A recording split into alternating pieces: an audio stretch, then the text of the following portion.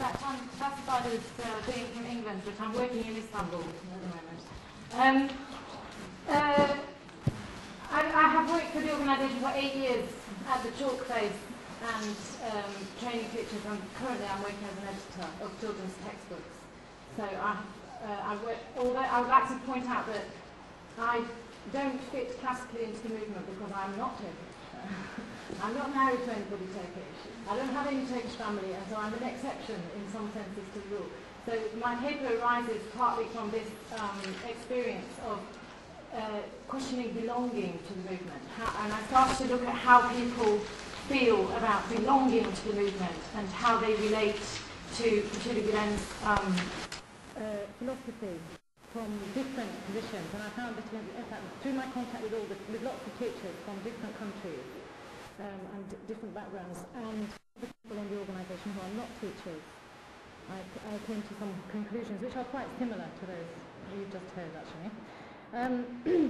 If we start, in January 1995, the journalist Nuriye Akman of Sabah newspaper asked Gülen, "Can humility change the reality? Since the group has gathered around your name, don't you automatically become a leader?" Gülen replied, "I insist on saying I am not a leader because I expressed my thoughts for 30 years in the pulpits of mosques, and people sharing the same feelings and thoughts responded. For example, I said to them, establish university preparatory courses, establish schools. As an expression of their respect for me, they listened to what I said.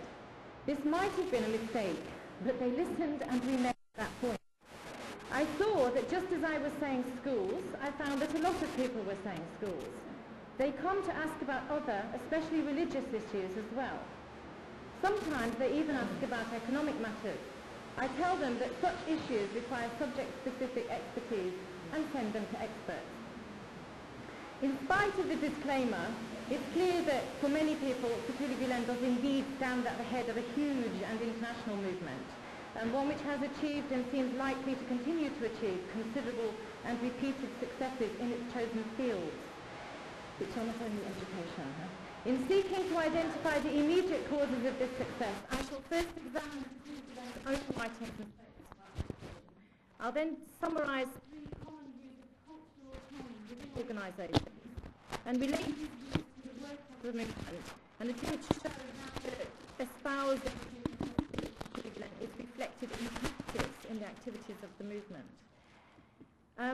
It's a belief common to all the monotheistic religions that humans were created in order to worship the one God.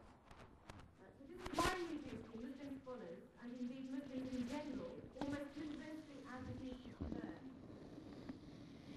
Throughout the long period of his life as a teacher so far, Gülen has continually insisted that learning is an obligation on all humans, and has taught this to those around him and to wider society in both word and deed. That is, indirectly by his example as one who studies ceaselessly, and directly in. So, for example, he says, the main duty and purpose of human life is understanding. The effort of doing so, known as education, is the perfecting process through which we earn, in the spiritual, intellectual, and physical dimensions of our being, the right appointed for us as the perfect pattern of creation. Again, when writing about the meaning and value of education, he says, education through learning and a commendable way of life is a sublime duty that manifests the divine name Ra, upbringer and sustainer. By fulfilling it, we attain the rank of true humanity and become a beneficial element of society. It's clear that he's not only talking about the education of children here. I mean, one of the noticeable things about the organisation is the way that it's structured, and everybody refers to the person above them as project, as teacher. So it's, everybody in the organisation is constantly learning and constantly being educated. It's not just about training children in schools. It's probably the clear statement of this belief about the purpose of education, is a religious purpose of education, which alarms the secularists in Turkey most. They're more accurately called laicists, I think, in reality. The answer to this is that Gülen is not so disingenuous as to pretend that there's such a thing as a value-free or value-neutral education system. That all schools and education systems convey a whole range of values, overtly and covertly, directly and incidentally, deliberately and inadvertently. So in this sense, much of the education that takes part in the schools takes place outside the classroom, indirectly in the classroom and outside the classroom. It's not just about what curriculum they're following. Yeah. I mean, in Turkey there are mainly private schools that they're running, and it is in fact, it's often the school's view on these things, such as the basis of social status, acceptable modes of behaviour, suitable social roles, and so forth. That is, it's the hidden curriculum of the state or public school system which leads families to make the financial and sometimes social sacrifices necessary to allow their children to attend private schools. It's growing increasingly clear that it's precisely the harmony between the values of such schools and their feeder faith communities which leads to the high behavioural and academic standards which are consistently achieved at such schools, whatever their denomination. So this applies not only to Gülen schools, but also to Christian schools and other schools in a Western context.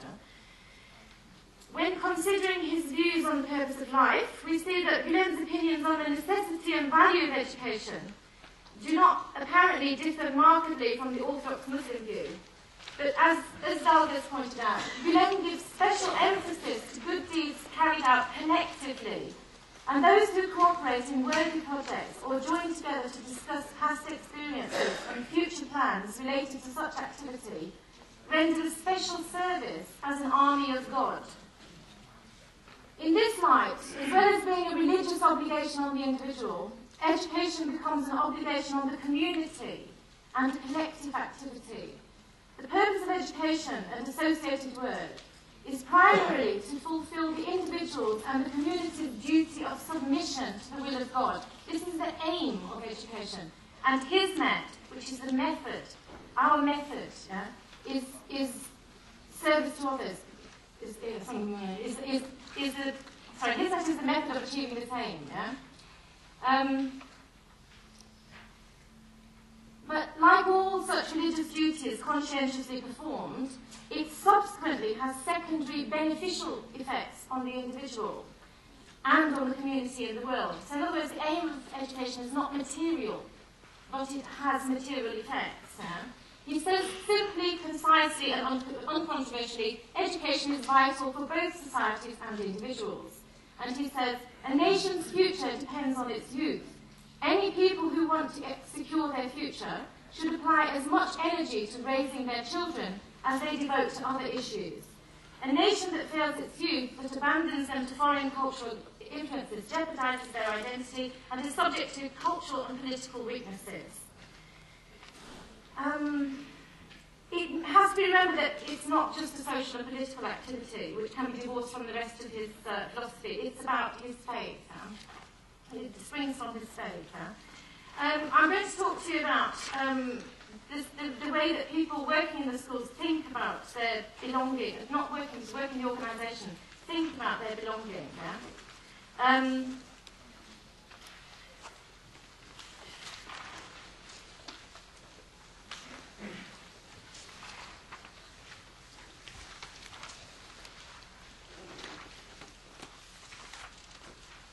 The schools in Turkey benefit from the harmony of values between the schools and the communities. Although naturally particular families, teachers and students will vary in their degree of commitment to the values. Some have a firm faith, some are waverers, and some place their children there just for the higher academic standards and the potential material gains available through education. Some teachers teach because they love children, some because they love God, and some because they need to make a living. This is inevitable, and it's the case in all faith schools throughout the world. From the perspective of, notwithstanding this variation in commitment, private schools with a clear philosophy, whether faith schools or otherwise, will tend to attract those who are broadly in sympathy with their aims, leading to a more honest and less conflicted relationship with the community. The initial loyalty of the community to the school derives from these shared values, but it's reinforced by the immediate benefits accruing to pupils and families in terms of improved familial and social relationships and high academic standards.